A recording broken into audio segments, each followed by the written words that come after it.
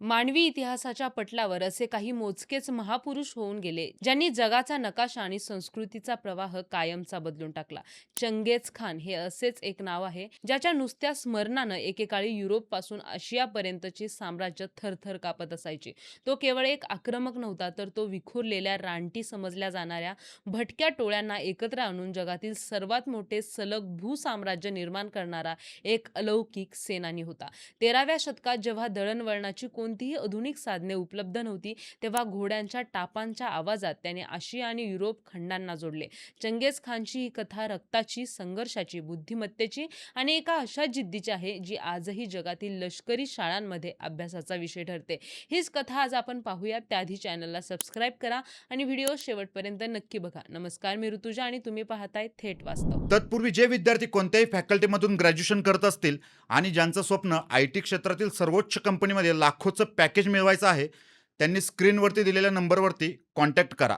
तुम्हाला तिथे संपूर्ण मार्गदर्शन केलं जाईल. मंगोलियाच्या ओनान नदीच्या खोऱ्यात साधारण 1162च्या सुमारास तेमुजीन नावाच्या एका बालकाचा जन्म झाला. त्याच्या जन्मावेळी त्याच्या मुठीत रक्ताची गाठ होती, ज्याला मंगोल संस्कृतीत एक महान योद्धाचं लक्षण मानलं जाई.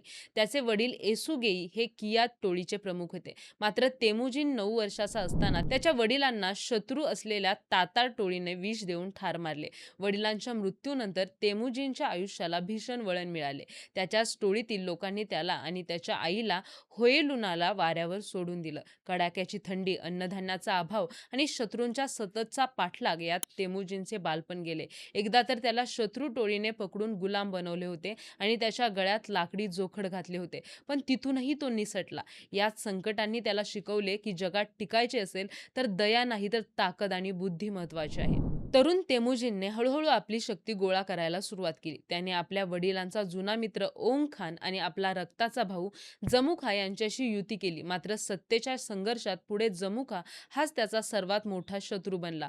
मंगोलियामधील टोळ्यांचं राजकारण अत्यंत हिंसक आणि गुंतागुंतीचं होतं. तेमुजीनने आपली रणनीती वापरून एक एक करत तातार, नैमान आणि मेरकीत यांसारख्या बलाढ्य टोळ्यांचा पराभव केला. त्याने गुणवत्तेवर आधारित समाज व्यवस्था निर्माण केली, जिथे पदासाठी रक्ताच्या नात्यापेक्षा निष्ठा आणि पराक्रम महत्वाचा होता.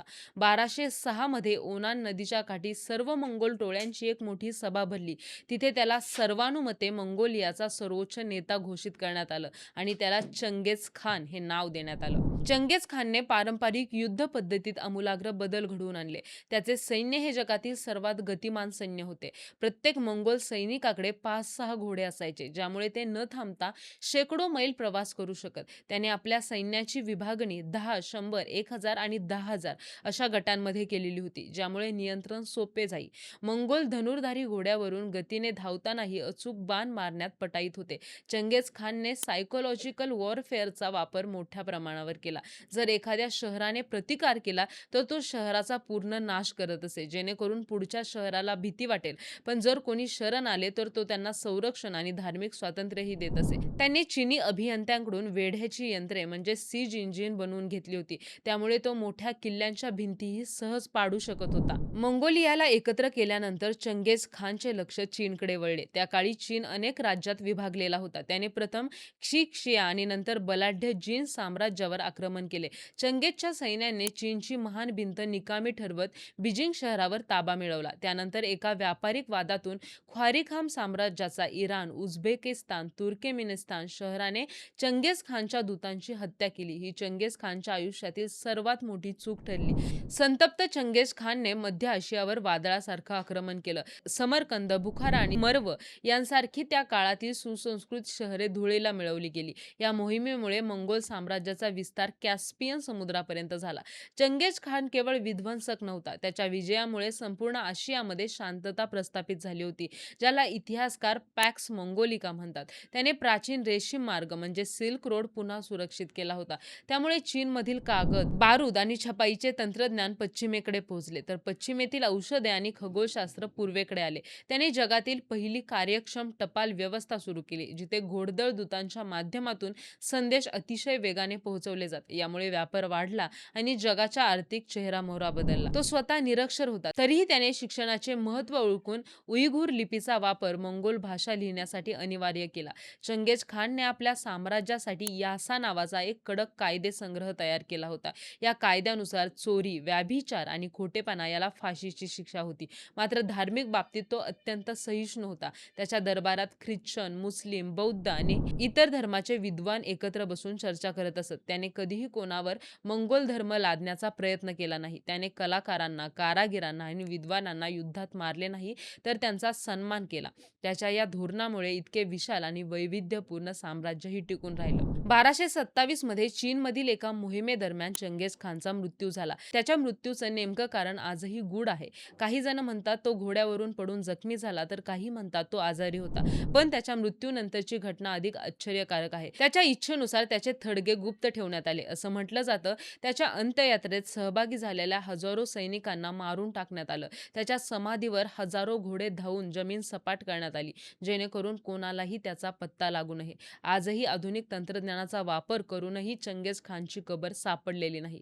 चंगेज खानने केवळ भूभागच जिंकले नाहीत, तर त्याने मानवी इतिहासातील सर्वात मोठा जैविक वारसा म्हणजेच बायोलॉजिकल लिगसी मागे ठेवली. 2003 मध्ये झालेल्या एका जागतिक जनुकीय संशोधनाने संपूर्ण जगाला थक्क केलं. या संशोधनानुसार आज जगातील दर 200 पुरुषांपैकी एका पुरुषाच्या शरीरात चंगेज खानचा वाय क्रोमोझोम धावत आहे. म्हणजे सुमारे 1,60,00,000 पुरुष हे या मंगोल साम्राज्याचे थेट वंशज आहेत.